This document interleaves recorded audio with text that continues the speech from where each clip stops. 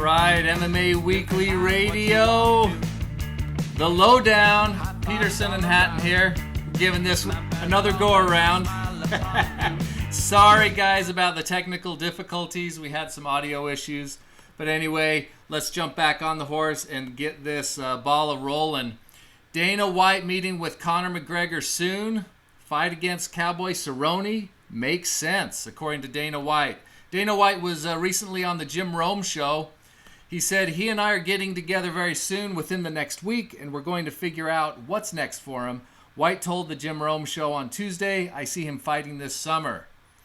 Now, this has been something going on this month of him trying to get with Conor. It hasn't happened yet. Cross our fingers that it does. And he is saying, he's siding with Cowboy Cerrone after he had his win this weekend. The Cerrone fight makes sense. White said there's a couple different options out there for him. He was talking about the Cerrone fight at one point. I don't really know, but that fight makes sense. Does that fight make sense? It's the only fight that makes sense. Let's be honest here. You've got Khabib and Ferguson fighting. So Khabib's a champ. Ferguson is, Khabib and Poirier. So you've got Khabib the champ, so and then in number September one is most likely that they're fighting. Then number two is Ferguson, and Ferguson said he's coming back recently, but we don't know when. I mean, he's got some mental issues that he needs to clear up still at number two.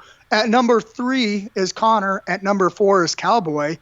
And Cowboy, look, he's beat Al Iaquinta. I mean, very easily beat him. He beat Alexander Hernandez and Mike Perry. And this is the fight that they can really market. I think this is the only fight that makes sense for Conor. It's a big enough fight for him. And I think the UFC sees a huge pay-per-view here. Man, it's a fight I'd like to see. And, man, if it could happen this summer, wow. It's going to be a big summer. It's going to be very nice. And on to the next thing. Another story this week. Jordan Burroughs dominates Ben Askren by technical fall in a wrestling match this week. Olympic gold medalist Jordan Burroughs, considered by many to be one of the best wrestlers on the planet. He showcased that in a lopsided victory over UFC welterweight Ben Askren at the Beat the Streets Grapple at the Garden event in New York City this week. Burroughs ended Askren's night with an 11-0 shutout to win the match by technical fall just moments into the second period. So, Jake, for us people that don't know much about wrestling, what is a technical fall? And how big of a deal is this? It's a big deal. It's like pinning somebody. It's a mercy rule. If you get up by a certain amount of points, I don't know if anybody's played softball or certain things, it's a mercy rule. So when you get ahead by so many points, it's considered a technical fall, which is almost the same as a pin, if you will. I mean, and Jordan Burroughs, but I want to shout out to Ben Askren because he didn't have to do this, but he's bringing a lot of awareness to wrestling, and he's doing a lot for wrestling. So I do appreciate that. And Jordan Burroughs is an athlete all of his own. I mean, he's a two-time Olympian, just a incredible win streak in international competition. He's just a special human being.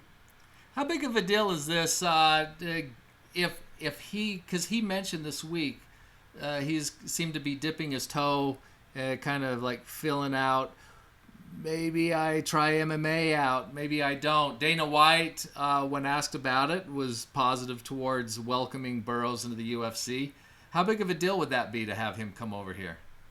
I think it'd be a huge deal because he's not just a WWE guy coming over with a little bit of experience. I mean, this guy's one of the most decorated Olympians we've ever seen. So his work ethic, everything about this guy's special. So would I put him against somebody, at the highest level at the UFC? Not yet, but I'd sure like to see him come over.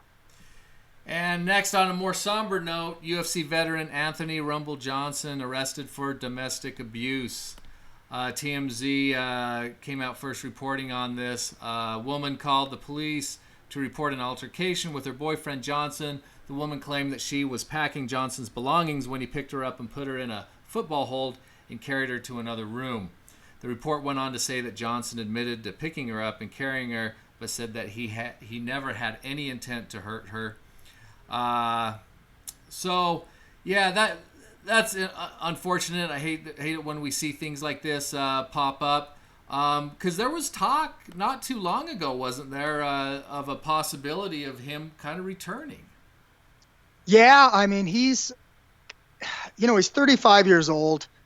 He's won his last 12 out of 14 fights, and his only 2 losses are to Daniel Cormier, to DC. So he's a destroyer, and let's just hope Anthony Johnson gets some help, because it sounds like he's got a little bit of a history of some problems there.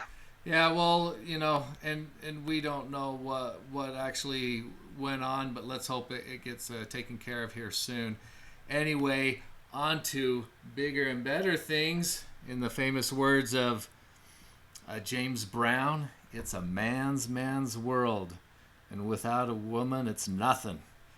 I would have to disagree with old James Brown. I think it's a woman's world. They own it. They rule it.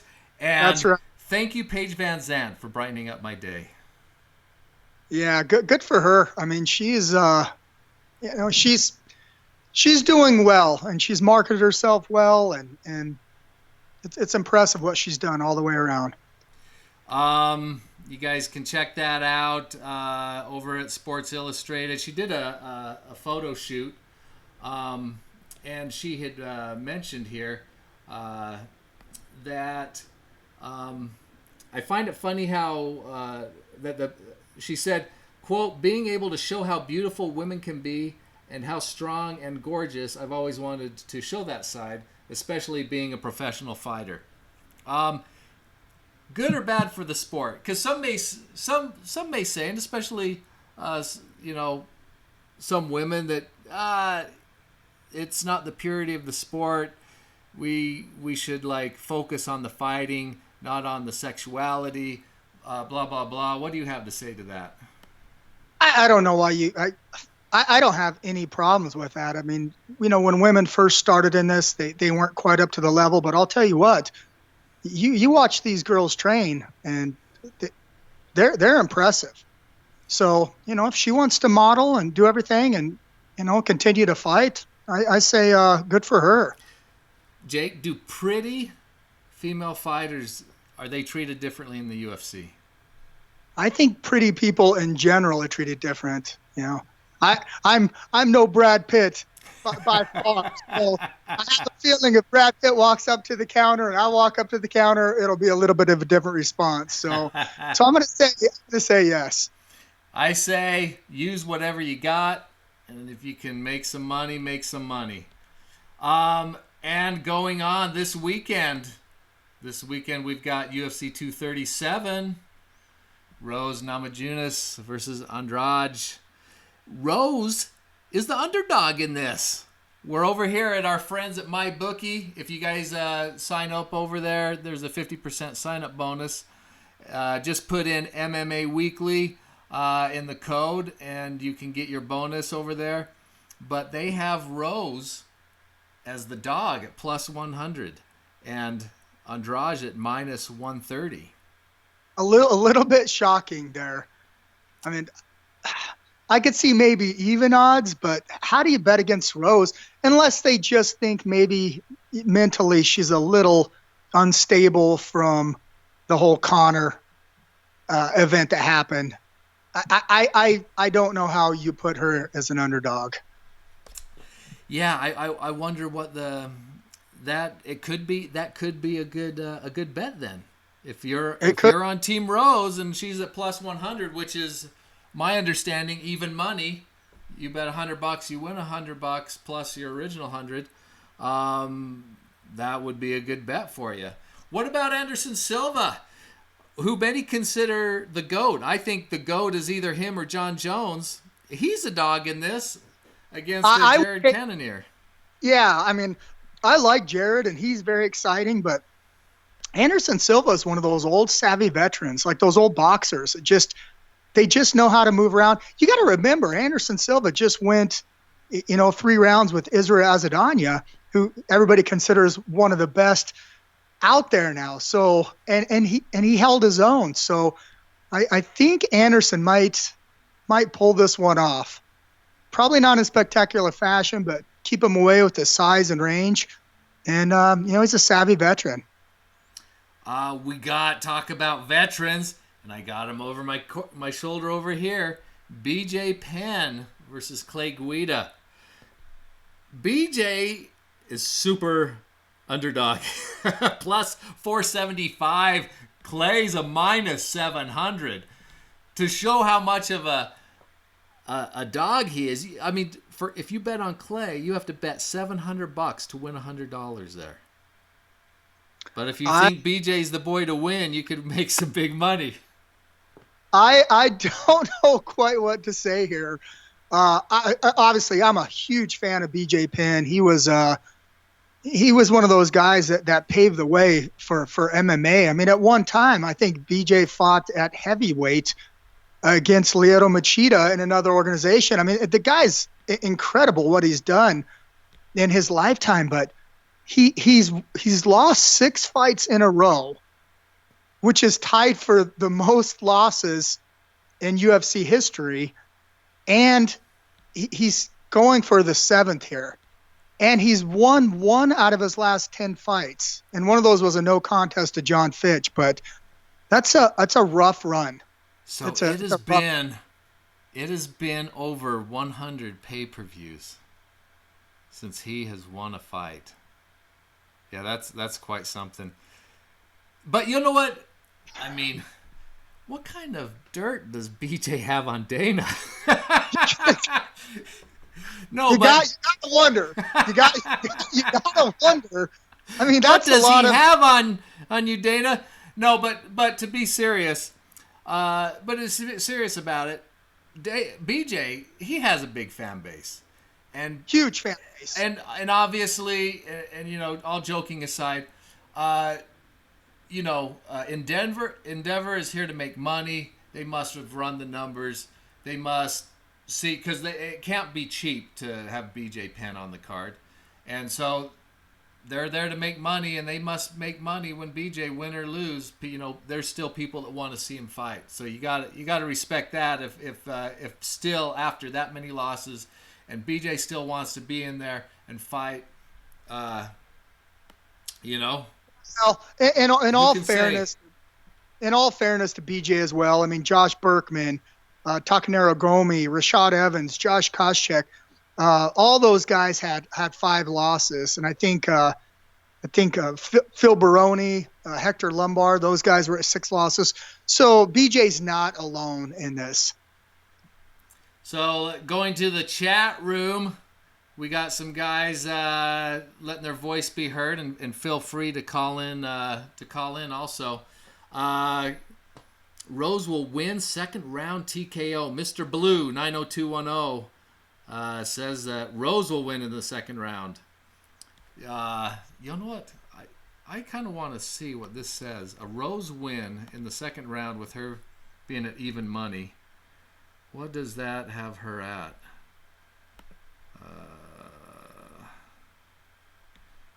Rose winning in the 2nd round. That's a plus 1,200. So 12-1 on your money if you're right on that. That's interesting. That's not bad odds. And Rose she's got the size. Well, not the size, but she's got the height and the length advantage. So I think Rose keeps her on the outside, picks her apart. But let's be honest. The girl she's facing can knock your head off. She's.